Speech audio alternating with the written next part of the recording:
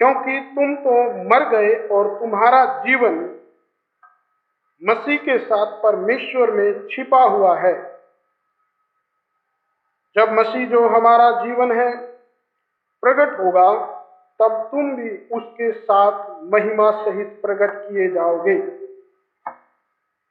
आमीन। तो हम सब लोगों ने ये बात बहुत सुना है, बहुत बार ये प्रचार सुना है कि यीशु मसीह जीवित हुआ है, और हम विश्वास भी करते हैं।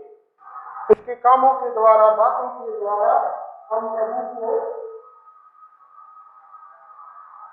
मानते हैं, जानते हैं कि हम प्रभु यीशु मसीह जीवित है। उसकी कब्र आज भी खाली है। दुनिया में केवल एक ही ऐसा व्यक्ति है जिसकी आज तक कब्र खाली है, और वह है प्रभु यीशु मसीह। दुनिया में जितने भी संत महात्मा अवतार आए, जो भी आए, उन सब की कब्रें, या जब वो मर गए तो वो लोग उसके बाद उनका पता नहीं रहा है। लेकिन यीशु मसीह है जिसके मरने के बाद भी, जिसकी कहानी, जिसकी स्टोरी, जिसका जीवन समाप्त नहीं होता है, वो मुर्दों में से तीसरे दिन जीवित हुआ। इसीलिए ईस्टर का जो त्योहार मनाया जाता है आज, प्रभु यीशु मसीह के जी उठने का दिन। हालेलुया। यीशु मसीह आज नहीं जी उठा है कि वो शुक्रवार को, गुड फ्राइडे को मर गया था और आज जी उठा। ये हर साल का काम नहीं है। ये प्रभु यीशु मसीह ने 2000 साल पहले सब कुछ पूरा कर दिया था। आज उसको याद करते हैं। इतने सारे देश, संसार भर आज के दिन को मनाता है। तो मैं सोचता हूं इस बात में मुझे ऐसे तथ्य या सबूत देने की जरूरत नहीं है कि यीशु मसीह जी उठा है या नहीं जी उठा है। मुझे साबित करने की आवश्यकता नहीं इस समय पे यीशु मसीह जीवित हुआ है। पूरा संसार और पवित्र बाइबल, पवित्र शास्त्र इस बात की गवाही देते हैं, इसलिए हम विश्वास करते हैं। अगर किसी का ऐसा इस बारे में कोई व्यक्तिगत प्रश्न है तो आप पूछ सकते हैं, आप फोन कर सकते हैं, बातचीत कर सकते हैं। लेकिन आज जो मैं आपको बताना चाहता हूं, जिस दिन प्रभु यीशु मसीह जीवित हुआ था, उस दिन और भी बहुत कुछ हुआ था। उस दिन केवल प्रभु यीशु मसीह अकेला ही जीवित नहीं हुआ है। दुनिया के वो लोग जिन लोगों ने प्रभु यीशु मसीह पर आज विश्वास किया है, या पिछले दिनों में विश्वास कर चुके हैं और आने वाले दिनों में विश्वास करेंगे, वो सब लोग भी उस दिन मुर्दों में से जीवित हुए थे जिस दिन प्रभु यीशु मसीह जीवित हुआ है। हालेलुया। हमें इस बात को आज समझने की जरूरत है। यीशु मसीह तो जी उठा है, लेकिन हम भी जी उठे हैं, हम भी जीवित हैं। इस बात को मैं आपको एक गहराई से, नजदीकी से समझाने की आज कोशिश करूंगा, और आपको भी समझना। अपने पवित्र बाइबल को, वचन को, हम लोग कुछ वचनों को भी हम पढ़ते जाएंगे और इन बातों को हम सीखते जाएंगे कि आप मुर्दा नहीं है, आप नहीं मरोगे। जिन्होंने प्रभु यीशु पर विश्वास किया है, और आप सदा सर्वदा हमेशा हमेशा जीवित रहोगे, क्योंकि यीशु मसीह जीवित है। ये कैसे हो गया? जिंदा तो केवल यीशु मसीह हुआ है, हम कैसे जीवित हो गए? पवित्र बाइबल में इसका उदाहरण है, हम इसको समझेंगे। हम पढ़ेंगे रोमियो की पत्री, उसका 5 अध्याय 12 वचन। प्रभु का वचन में बताता है पाप इस दुनिया में कैसे आया, मृत्यु कैसे आई, उसकी एंट्री कैसे हुई। प्रभु का वचन में बताता है कि एक मनुष्य के द्वारा पाप इस दुनिया में आया, पाप ने राज्य किया और मृत्यु सब में फैल गई। इस रीति मृत्यु सब मनुष्यों में फैल गई, क्योंकि सबने पाप किया। एक ने पाप किया तो सबने पाप किया। एक मृत्यु की अधीनता में आया तो सब मरे, सब मृत्यु की अधीनता में आए। वैसे ही मेरे प्रियो, ये कौन है पाप को लाने वाला? आदम और हवा। क्योंकि जब हमारा जन्म नहीं हुआ था तब उन्होंने पाप किया था, तब हम लोग उनके खून में, उनके शरीर में थे। क्योंकि पवित्र शास्त्र के अनुसार सारी दुनिया जो है कि लोग किसी भी धर्म, किसी भी जाति के वो आदम और हवा की संतान हैं। इसलिए उनकी सब संतान जो उनसे पैदा हुई वो पापी ही पैदा हुई। इसलिए सब पापी और सब मृत्यु की अधीनता में जो आज भी जन्म ले रहे हैं और आगे भी जो जन्म लेंगे। वैसे ही मेरे प्रियो, प्रभु यीशु मसीह के विषय में बताया गया है 19 वचन में, 5 अध्याय का, रोमियो 5 का 19 वचन में लिखा हुआ है, क्योंकि जैसा एक मनुष्य के आज्ञा न मानने से बहुत लोग पापी ठहरे, वैसे ही एक मनुष्य के आज्ञा मानने से बहुत लोग धर्मी ठहरे। हालेलुया। और 21 वचन में कहता है, जैसा पाप ने मृत्यु फैलाते हुए राज्य किया, वैसा ही हमारे प्रभु यीशु मसीह के द्वारा अनुग्रह भी अनंत जीवन के लिए धर्मी ठहराते हुए राज्य करे। हम लोग जो धर्मी ठहरते हैं, हमने पाप नहीं किया था, आदम और हवा ने पाप किया था, हमारे पूर्वजों ने पाप किया था और उनके कारण हम लोग भी पापी हैं। मैं भी पापी हूं, हम सब पापी थे। लेकिन जब हम लोग यीशु मसीह को ग्रहण करते हैं तो हम लोग जैसे आदम के कारण पापी हुए, वैसे ही हम पवित्र, निर्दोष, निष्कलंक यीशु मसीह के कारण हम पवित्र होते हैं, क्योंकि हम लोग यीशु मसीह के संतान हो जाते हैं, हम यीशु मसीह के वंश हो जाते हैं, हम यीशु मसीह में जुड़ जाते हैं। यीशु मसीह, प्रभु यीशु मसीह एक नई पीढ़ी को जन्म देता है, एक नई सृष्टि की शुरुआत करता है। प्रभु यीशु मसीह एक नया वंश की तैयारी करता है। प्रभु यीशु मसीह इस दुनिया में वो आया, वो आम मनुष्यों की तरह उसका जन्म नहीं हुआ, वो एक नई सृष्टि की, एक नई पीढ़ी की जो पवित्र है, जो धर्मी है, उसकी जब शुरुआत करता है, तो इसलिए उसका जन्म किसी मनुष्य के द्वारा नहीं हुआ। कोई उसका जो शारीरिक, फिजिकली कोई भी उसका बाप नहीं था, कोई पिता नहीं था। इसलिए उसने एक पवित्र कुंवारी मरियम के द्वारा जन्म लिया। हालेलुया। पवित्र कुंवारी मरियम के द्वारा इस दुनिया में जन्म लिया, इसलिए वो पवित्र उत्पन्न हुआ, उसका खून, उसका लहू निर्दोष था। इसलिए जब हम लोग प्रभु यीशु मसीह को सच्चा प्रभु पहचान लेते हैं, हमारी आत्मिक आंखें खुल जाती है, हमारे दिल की, हमारे मन की आंखें खुल जाती है, हम जान जाते हैं यीशु प्रभु है, सच्चा प्रभु केवल प्रभु यीशु, हम उस पर विश्वास करते हैं, तो हम उसके लहू के द्वारा धोए जाते हैं, हम उसके लहू के द्वारा उस पवित्र पीढ़ी में जुड़ जाते हैं, जिसके विषय में पवित्र बाइबल हम लोगों को। हालेलुया। हम लोग पढ़ सकते हैं, यदि हम पढ़ेंगे तो हमें पता लगेगा। यशायाह नबी की किताब में लिखा हुआ है, उसका 53 अध्याय में, बहुत सारे लोगों को शायद इस बात की जानकारी ना हो, लेकिन मैं जो आपको एक नई खास बात बताना चाहता हूं, यीशु मसीह का भी वंश है। हालेलुया। यीशु मसीह का भी वंश है।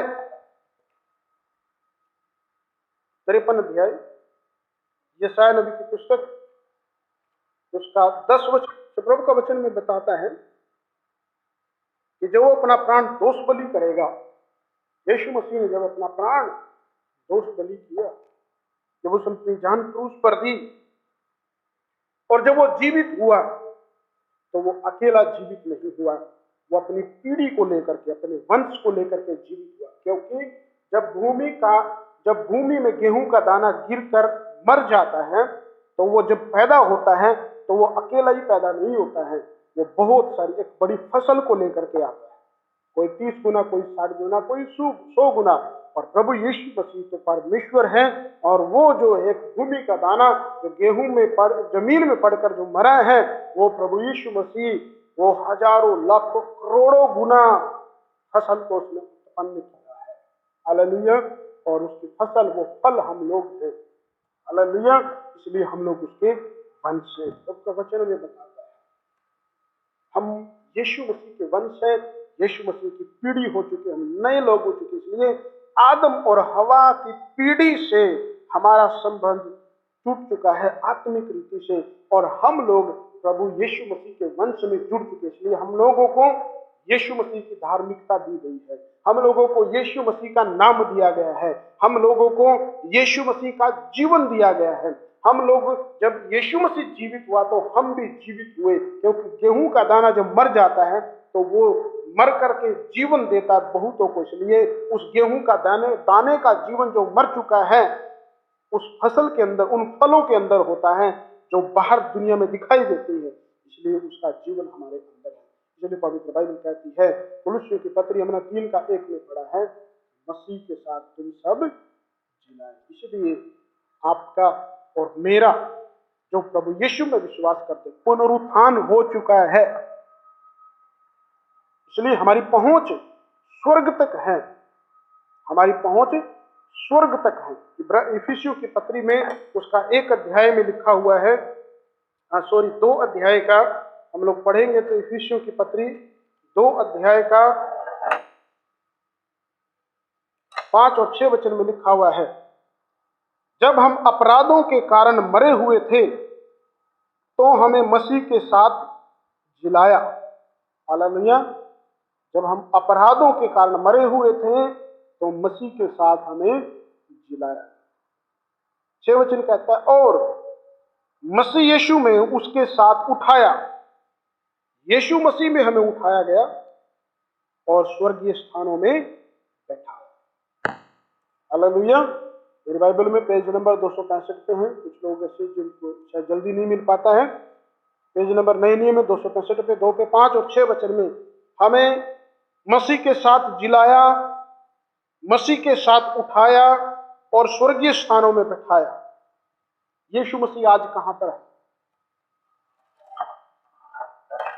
हालेलुया। पहले वो मरियम को दिखाई दिया, उसके बाद में चेलों को दिखाई दिया, उसके बाद में जो 2 व्यक्ति मार्ग में, इमाउस के मार्ग में जा रहे थे, उनको दिखाई दिया, और उसके बाद में जो 500 चेलों को दिखाई दिया, याकूब को दिखाई दिया, कुरिन्थियों की पत्री में पढ़ते हैं, और उसके बाद में वो जीवित स्वर्ग में चला गया।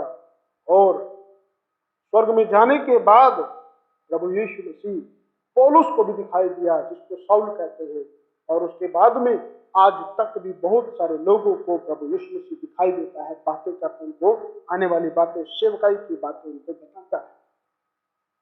प्रभु यीशु मसीह जीवित है।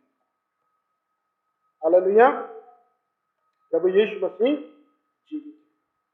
हम पढ़ेंगे इब्रानियों की पत्री 1 अध्याय का 3 वचन। यीशु मसीह जीवित है तो इस समय पे कहां पे? इसलिए आपको डरने की जरूरत नहीं है। कोरोना वायरस से या किसी और बातों से किसी कारणवश मृत्यु होती है तो हम लोग जो प्रभु यीशु मसीह में जुड़े हुए हैं, जिनके अंदर जीवन है, कभी नहीं भटकेंगे। उनको अनंत जीवन मिल चुका है, उनका उद्धार हो चुका है। अब जो मसीह का जीवन है उसको लेकर के हम लोगों को जीवन जीना है। इसमें लिखा हुआ है इब्रानियों 1:3 में प्रभु यीशु मसीह के विषय में बताता, वह यानी कि प्रभु यीशु मसीह उसकी महिमा का प्रकाश और उसके तत्व की छाप है, और सब वस्तुओं को अपनी सामर्थ्य के वचन से संभालता है। वह पापों को धोकर ऊंचे स्थानों पर महामहिमन के दाहिने जा बैठा, और स्वर्गदूतों से उतना ही उत्तम ठहरा जितना उसने उनसे बड़े पद का वारिस होकर उत्तम नाम पाया। हालेलुया। प्रभु यीशु मसीह जीवित होकर के कहां पर बैठा है? क्या कार्य करने के लिए वो आया था? लिखा, वह हमारे पापों को धोकर ऊंचे स्थानों पर महामहिमन, यानी कि महान, सर्वोच्च, महामहिमन, आदर के योग्य परमेश्वर के दाहिनी ओर जा बैठा है। हालेलुया। प्रभु यीशु मसीह वहां पे दाहिनी ओर जा बैठा है, और वहां पर प्रभु यीशु मसीह जाकर के खाली बैठ करके आराम नहीं कर रहा है। प्रभु यीशु मसीह आज भी हमारे लिए प्रार्थना करता है। इब्रानियों 7:15 में लिखा हुआ है, 25 में, 7:25 में, इब्रानियों इसलिए जो उसके द्वारा परमेश्वर के पास आते हैं वह उनका पूरा पूरा उद्धार कर सकता है, क्योंकि वह उनके लिए विनती करने को सर्वदा जीवित है। आपका गुरु, आपका प्रभु इस दुनिया में आया और इस दुनिया में रहा, मृत्यु के बाद भी जी उठा और वो सदा सर्वदा भी जीवित है, वो दोबारा कभी नहीं मरा। बहुत सारे दुनिया के गुरु आए हैं और वो मर गए और उनका पता नहीं है कि वो विनती करे क्या कर रहे हैं। लेकिन हमारा प्रभु आज भी आपकी और मेरी सहायता करता है। हालेलुया। गुरु उद्धार देने वाला केवल एक ही है हमारा, और वह है प्रभु यीशु मसीह, दूसरा और कोई नहीं है। हालेलुया। इसलिए मेरे प्रियो, प्रभु पे विश्वास रखिए, वो आपके लिए बैठा है। प्रेरितों के काम उसका 7 अध्याय में पढ़ते हैं, स्तिफनुस को जब यहूदियों ने पत्थरवाह किया उसको मार डालने के लिए, तब प्रभु यीशु मसीह जब स्वर्ग में खड़ा है और स्तिफनुस ने घुटने टेके और उस प्रार्थना किया पत्थर खाते हुए भी कि हे पिता, इनको क्षमा कर, इनका पाप इनके पर मत लाना। तब यीशु मसीह स्वर्ग में खड़ा है पिता की दाहिनी ओर और उसकी आत्मा को स्वीकार कर लेते हैं। यीशु मसीह को हम देखते हैं पिता की दाहिनी ओर जीवित है सिंहासन में। जब आप एक अच्छा मसीह जीवन जी करके, विश्वास का जीवन जी करके इस दुनिया को छोड़ करके जाएंगे, तो मसीह परमेश्वर आपके लिए स्वागत के लिए वहां पर खड़ा है। इसलिए अगला वचन कुलुस्सियों की पत्री में जब हम पढ़ रहे थे, तो वापस आएंगे अपने मुख्य वचन में जहां से लोगों ने शुरुआत किया। कुलुस्सियों की पत्री 3 अध्याय 1 वचन में, अतः जब तुम मसीह के साथ जिलाए गए तो स्वर्गीय वस्तुओं की खोज में रहो। हम जीवित, हालेलुया, मैं जिलाया गया हूं। पहले मरा हुआ था पाप में, परमेश्वर से दूर, अब जिलाया गया, परमेश्वर से मिल चुका हूं। मैंने परमेश्वर को जान लिया है। और यीशु मसीह ने कहा, मार्ग, सत्य और जीवन मैं ही हूं, बिना मेरे द्वारा कोई पिता के पास नहीं पहुंच सकता। अगली जुलाई कहती है, जब तुम जीवित हो चुके हो, जब तुम मसीह के साथ उठाए गए हो, जब तुम स्वर्गीय स्थानों में बिठाए गए हो मसीह यीशु के साथ में, तो क्या करना है? स्वर्गीय वस्तुओं की खोज में रहो। हालेलुया। क्या करना है? स्वर्गीय वस्तुओं की खोज में रहो। जब हम कहीं भी किसी नई जगह पे जाते हैं तो हम क्या करते हैं? वहां पे हम जाकर के सोते नहीं, नींद नहीं आती है, देखने की इच्छा रहती है कि यहाँ पे नई नई चीजें क्या क्या है। एक अंदर एक जागृति की इच्छा रहती है कि मैं कुछ देखूं, कुछ ढूंढूं। ऐसे आंखें फाड़ फाड़ के देखते रहते हैं, इधर उधर घूमने के लिए जाते हैं, बैग रखते हैं। कई बार हम लोग भी वो कहीं जगह नई जगह गए तो देखने के लिए इच्छा होती है कि यहाँ क्या है, वहां क्या है। हालेलुया। तो क्या होता है? खोज होती है, इच्छा होती है। जब आप स्वर्गीय स्थानों में बैठाए गए हैं तो आपके अंदर भी स्वर्गीय वस्तु की इच्छा होना चाहिए। लेकिन यहां पे एक बड़ा प्रश्न है, क्या आप स्वर्ग पर विश्वास करते हैं कि है या नहीं? बहुत सारे जवान लोग, बहुत सारे बुजुर्ग लोग आज ऐसा बोलते हैं, किसने देखा स्वर्ग? मरने के बाद क्या किसने देखा? कौन कहां जाएगा? इसका क्या होगा? और वो लोग ये बात बोल करके अपना पल्ला झाड़ लेते हैं। लेकिन ये बात बोल करके मैं उनको बताना चाहता हूं कि वो छूट नहीं सकते हैं। न्याय का एक दिन आना जरूरी है। न्याय एक दिन आएगा। स्वर्ग है। यदि यीशु मसीह जीवित हुआ, आप विश्वास करके जीवित हुए, यदि आप मानते हैं कि एक परमेश्वर है, तो स्वर्ग है, नरक भी है। इसलिए हे मसीह लोगों, कलीसिया के लोगों, स्वर्गीय वस्तुओं की खोज में रहो, क्योंकि ये दुनिया और इस दुनिया की चीजें तो मिटती जाती हैं, खत्म होती जाती हैं, ये तो पल भर की हैं, लेकिन स्वर्गीय वस्तुएं सदा सर्वदा बनी रहेगी। इसलिए 2 वचन आगे कहता है, एक वचन में, जहां मसीह विद्यमान है, स्वर्ग में जहां मसीह विद्यमान है और परमेश्वर की दाहिनी ओर बैठा है। 2 वचन में, पृथ्वी पर की नहीं परंतु स्वर्गीय वस्तुओं पर ध्यान लगाओ। क्या जब से ये लॉकडाउन चला है, कि कोरोना वायरस, क्या स्वर्ग पर ध्यान किया कभी? हालेलुया। क्या स्वर्ग के बारे में विचार किया? अपने अनंत घर के बारे में विचार किया? क्या स्वर्गीय वस्तुओं के बारे में सोचा है? या कोरोना वायरस के डर डर डर और न्यूज और डर, बस न्यूज और डर, या थोड़ा बहुत कुछ कॉमेडी? स्वर्गीय वस्तुओं पर ध्यान लगाओ। हालेलुया। पृथ्वी पर की नहीं, क्योंकि ये तो मिटती जाती है, इंसान मिटते जाते हैं, चीजें मिटती जाती हैं, परिवर्तन होती जाती हैं, लेकिन स्वर्ग कभी परिवर्तन नहीं होता है।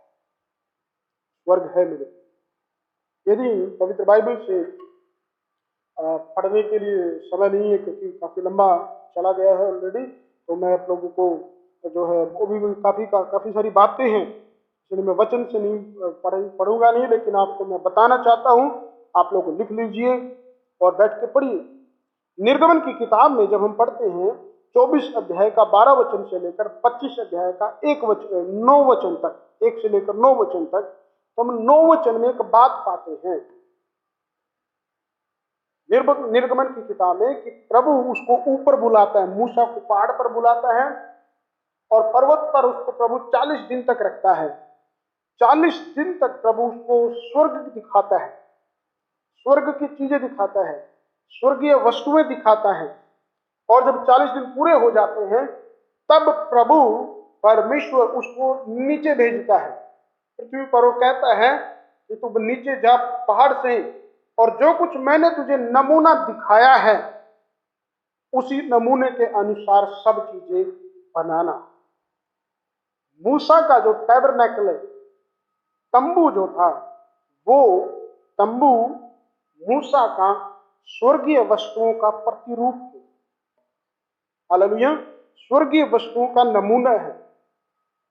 इसलिए मूसा को बहुत कड़ाई से बोला गया था, सख्ताई से बोला गया था कि इस रीति से बनाना, इतनी लंबाई, इतनी चौड़ाई, इतना भारी होना, इतना मोटा होना, इतना पतला होना, ये सब चीजें बनाना, उसकी लंबाई चौड़ाई इतनी होनी है, और इन चीजों से, इस धागे से और उन चीजों से ये सब चीजें बनानी है। और कोई दूसरी, जो प्रभु ने बताया वही करना है।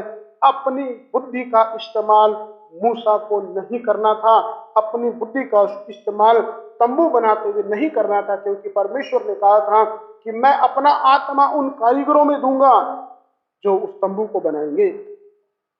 हालेलुया।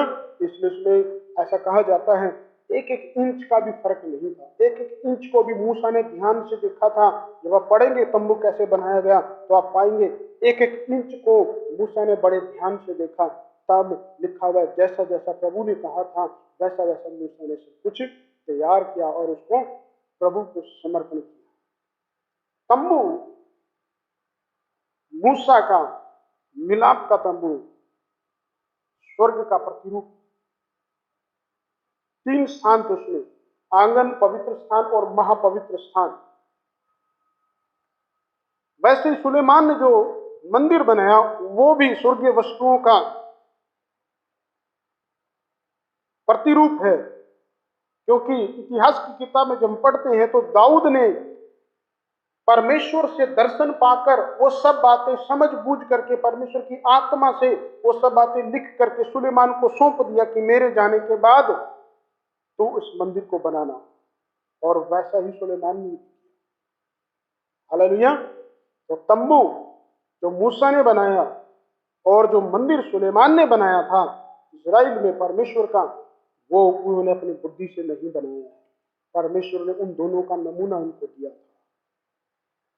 परमेश्वर पृथ्वी की चीजों के विषय में इतना गंभीर है, तो मेरे प्रिय स्वर्ग के विषय में कितना गंभीर होगा। हम लोग नए नियम में परमेश्वर के मंदिर, हम लोगों को जो उस भवन, उस तंबू की जरूरत नहीं। हमारा ये शरीर ही तंबू है और ये शरीर ही परमेश्वर का मंदिर है। इसलिए कुरिन्थियों की पत्री 3 अध्याय में लिखा हुआ है कि क्या तुम नहीं जानते कि तुम परमेश्वर का मंदिर हो, परमेश्वर का आत्मा तुम में बसता है। यदि कोई इस मंदिर को नाश करेगा तो परमेश्वर उसको नाश करेगा। इस मंदिर का ख्याल रखना है, ये परमेश्वर का है। नसों से बुरी आदतों से, पापों में गिरा करके इसको भ्रष्ट नहीं करना, इसको गिराना, इसको खत्म नहीं करना, परमेश्वर हिसाब लेगा। इसलिए अच्छे से हम लोगों को शरीर का ख्याल रखना है, इसकी देखभाल करना है। हालेलुया। प्रभु यीशु मसीह ने तो इन दो बातों से हमें पता चलता है कि स्वर्ग है। प्रभु यीशु मसीह के जीवन से यदि हम लोग देखेंगे तो हम लोग पाते हैं, प्रभु यीशु मसीह कहता है, यूहन्ना का सुसमाचार 2 अध्याय का 14 वचन, यदि आप पढ़ना चाहते हैं तो पढ़ लेंगे तो बहुत अच्छा है। यूहन्ना का सुसमाचार 14 अध्याय का 2 वचन में कहता है, इस प्रकार से लिखा है, मेरे पिता के घर में बहुत से रहने के स्थान हैं, यदि न होते तो मैं तुमसे कह देता, क्योंकि मैं तुम्हारे लिए जगह तैयार करने जाता। और आगे लिखा है, यदि मैं जाकर तुम्हारे लिए जगह तैयार करूं तो फिर आकर तुम्हें अपने यहां ले जाऊंगा, कि जहां मैं रहूं वहां तुम भी रहो। हालेलुया। प्रभु यीशु मसीह मेरे और आपके लिए जगह तैयार करने के लिए गया है। जगह तैयार हो जाएगी तो वो हमें वहां पर ले जाएगा। यही है प्रभु यीशु मसीह के जी उठने का। इसलिए अपनी तैयारी करें, तैयार रहे। मेरे लिए, आपके लिए जगह तैयार रही है, तैयार हो रही है। चिंता ना करें, परेशान ना हो। मृत्यु से आपको डरने की आवश्यकता नहीं है, जगह की तैयारी हो रही है। इस दुनिया से बहुत ज्यादा आनंद, इस दुनिया से बहुत ज्यादा खुशी कोई भी चीज नहीं दे सकती है, जितना आनंद, जितनी खुशी परमेश्वर की हुजूरी में है, परमेश्वर की उपस्थिति में है। इस बात को वही लोग जान सकते हैं, वही लोग समझ सकते हैं जिन्होंने परमेश्वर की हुजूरी, परमेश्वर की उपस्थिति का आनंद लिया है। हालेलुया। और जब हम लोग आगे देखते हैं, पौलुस कहता है कि मैं एक मनुष्य को जानता हूं जो स्वर्गों में उठा लिया गया, वरन तीसरे स्वर्ग में, और ऐसी ऐसी बातें देखी, ऐसी ऐसी चीजें देखी, और जिनका जुबान पर लाना भी अच्छा नहीं। स्वर्ग की बहुत सारी ऐसी बातें हैं पृथ्वी पर, उनको हम समझा नहीं सकते, उनको हम जुबान पे ला नहीं सकते हैं, क्योंकि वो दुनिया के लोग उनको समझ नहीं पाते। हालेलुया। इसलिए जो जिसको वो दिखाई देती है, जिनको वो पता है, वो बहुत सारे अपने जो समझते हैं आत्मिक लोग, और वही लोग जो जो पवित्र शास्त्र में बहुत सारी बातों को लिखा हुआ है, जो समझे, जिसको बुद्धि है वो समझ ले, जिसको आंखें वो देख ले, जिसके कान हो वो सुन ले। प्रभु का आत्मा यही कहता है। प्रकाशित वाक्य में 2 अध्याय का 7 वचन हम लोग पढ़ते हैं,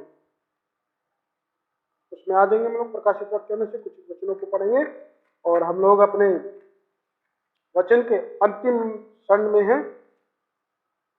प्रकाशित वाक्य 2 अध्याय का 7 वचन, जीवन के पेड़ में से परमेश्वर प्रभु यीशु मसीह कहता है कि फल खाने को दूंगा। जो कहां पे लगा हुआ है? कहां पे लगा हुआ है? क्या लिखा है? स्वर्ग लोक में लगा हुआ है। स्वर्ग लोक में पेड़ भी है, घर भी है, इंसान भी होंगे, प्रभु यीशु मसीह भी है, परमेश्वर भी। हालेलुया। 2 का 17 वचन में वचन कहता है, प्रभु कहता है, मैं कलीसिया को गुप्त मन्ना में से दूंगा, एक सफेद पत्थर भी दूंगा जिस पर एक नाम लिखा होगा। पत्थर भी होंगे वहां पे, सफेद पत्थर भी देगा प्रभु जिस पर एक नाम लिखा होगा, पढ़ने वाला ही उसको जान सकेगा। 2 का 26, 27 और 28 में लिखा हुआ है, अधिकार देगा प्रभु जाति जाति के लोगों पर, और सामर्थ्य देगा। 27 वचन में लिखा हुआ है।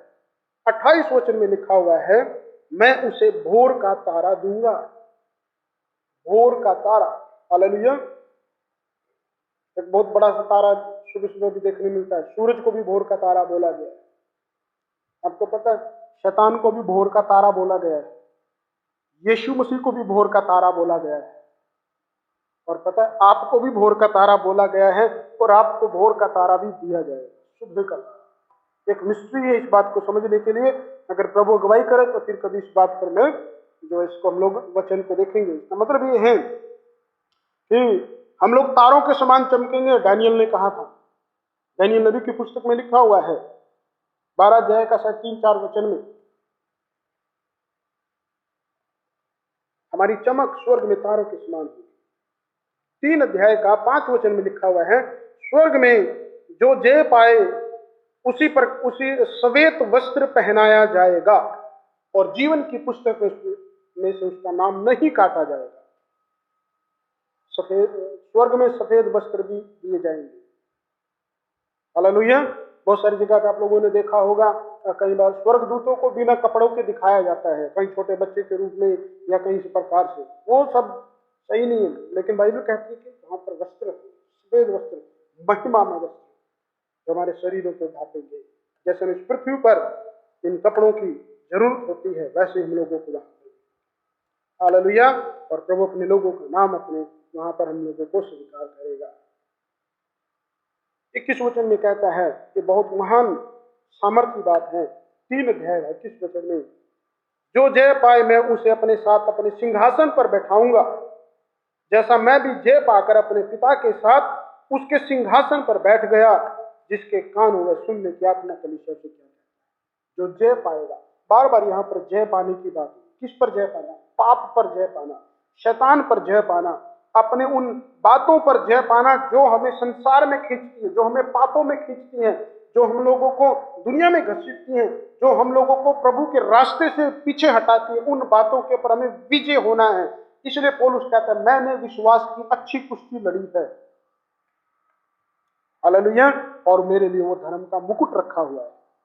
पौलुस मुकुट की बात करता है, पतरस भी मुकुट की बात करता है, याकूब भी जो मुकुट की बात करता है कि जो परीक्षाओं में स्थिर रहता है उसको मुकुट दिया जाए। तो भी मुकुट भी है, हालेलुया, जो स्वर्ग में दिए जाएंगे। और ये सारी चीजें भी हैं। यीशु मसीह घर तैयार करने के लिए गया हुआ है। मेरे प्रियो, इसका अर्थ ये है, प्रकाशित वाक्य उसका 21 अध्याय जो पढ़ते हैं, तो स्वर्ग एक नई पृथ्वी और एक नया आकाश है, जहां पर कोई पाप नहीं होगा, जहां पर शैतान नहीं होगा, जहां पर रोना नहीं होगा, जहां पर कोरोना वायरस जैसी कोई बीमारी नहीं होगी, जहां पर कोई डर और भय नहीं होगा। हालेलुया। वहां पर प्रभु यीशु मसीह, वहां का सूर्य होगा, वहां कभी रात नहीं। इसीलिए यीशु मसीह जीवित हुआ है और केवल वही वहां पहुंचने का रास्ता है। यीशु मसीह ही केवल उस दिन जीवित नहीं हुआ था, आप और मैं भी जीवित हुए थे आत्मा में। जैसे आदम में सबने पाप किया, वैसे ही यीशु मसीह में सब धर्मी ठहरते हैं जो उस पर विश्वास करते हैं। नई पृथ्वी और नया आकाश आपके लिए तैयार हो रहा है और ये सब चीजें आपके लिए तैयार हो रही हैं। प्रभु ने तैयार कर लिया है। प्रभु यीशु मसीह आपको लेने के लिए जल्दी आने वाला है। हालेलुया। कलीसिया मसीह की दुल्हन अपने आप को तैयार करे, पवित्र करे, शुद्ध करे। हर परीक्षाओं में, हर मुसीबतों में, हर भूखे प्यासे, नंगाई में, जोखिमों में, हर बुरी से बुरी हालातों में भी उस प्रभु पर विश्वास करके रखें। वो मसीह हमारा दुल्हा आने वाला है। हालेलुया। जागृत रहें, तैयार रहें, प्रार्थनाओं में जीवन बिताएं। प्रार्थना और वचन ही केवल आपको बचा सकते हैं। धीरज, सहनशीलता, ये उनके गुण हैं जो आपको स्वीकार करें। हालेलुया। प्रभु यीशु मसीह जी उठा है, वो आपको लेने के लिए जल्दी आने वाला है।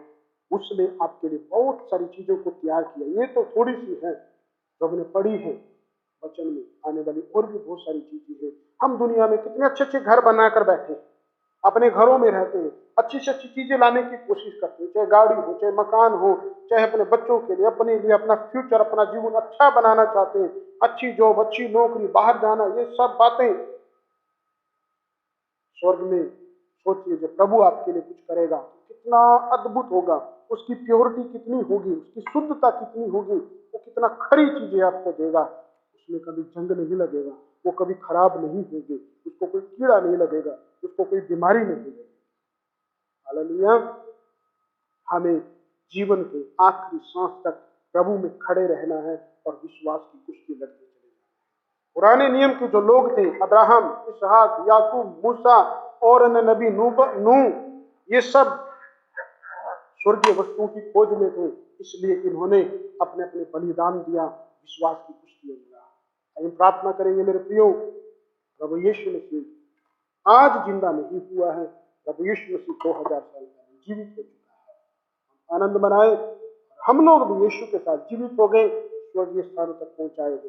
वो अधिकार है, इसलिए जो यीशु के पैरों के नीचे है वो हमारे भी पैरों के नीचे। वो शैतान है, वो बीमारी है, वो सब चीजें हैं जो आपके विरोध में, इसलिए आप किसी से डरने की आवश्यकता नहीं है। तो आप सबको इस वचन के द्वारा आशीष दें। हम प्रार्थना करेंगे। खुदावंद मेरे परमेश्वर प्रभु जी, हम धन्यवाद करते हैं प्रभु यीशु मसीह, आपने हमें जीवित किया है, अपने साथ हमें चुना है, हमें पापों से धो करके, हमारे पापों से हमें धो करके स्वर्गीय स्थानों में उठाया, अपने साथ हमें उठाया, अपने वंश हमें ठहराया है, अपना फल हमें बनाया है। आपका धन्यवाद पिता परमेश्वर, इस महान काम के लिए धन्यवाद। आपने हमें संतान बनाया प्रभु, आपने में हमारे लिए स्वर्ग, नई पृथ्वी, नया आकाश तैयार किया, घर तैयार करने के लिए, जगह तैयार करने प्रभु यीशु मसीह आप गए। हालेलुया प्रभु जी, आपका धन्यवाद करते हैं खुदा प्रभु जी। आप हमारे लिए प्रभु वो सब बातें, मुकुट और वो सब चीजें जो आज हमने प्रकाशित वाक्य 2-3 अध्याय में प्रभु पढ़ी है, उनको तैयार कर रहे हैं। गुप्त मन्ना, हालेलुया, जीवन का पेड़ जिसमें सब हमें फल खाने के लिए देंगे, जो स्वर्ग लोक में है। वो पत्थर, सफेद पत्थर जिस पे हमारा नाम लिखा होगा। हालेलुया, सिंहासन पर बैठाने का अवसर। धन्यवाद, हम अपना जीवन समर्पण करते हैं प्रभु। यदि हमारे जीवन में ऐसी कोई कमियां हैं, घटियां हैं खुदावन प्रभु, जिनको अभी हमें और अधिक पालन करना है, हम आपकी उपस्थिति में, नजदीकी में और अधिक बढ़ते और बढ़ते जाएं खुदावन प्रभु, ताकि हम आपकी आशीषों को ग्रहण करें और हम अनंत जीवन में प्रवेश करें। किसी भी रीति से प्रभु हम उस अनंत जीवन को खोने ना पाए। हर हालात में प्रभु हम आपको धन्यवाद करते हुए, स्तुति करते हुए, तारीफ करते हुए और विश करते चले जाएं। हालेलुया। खुदावन प्रभु परमेश्वर, आपका नाम अपने पवित्र लोगों को, इन सबको आशीष करें, ब्लेस करें। धन्यवाद। प्रार्थना सुनने के लिए आदर महिमा आपको सौंपते हैं प्रभु यीशु मसीह के नाम।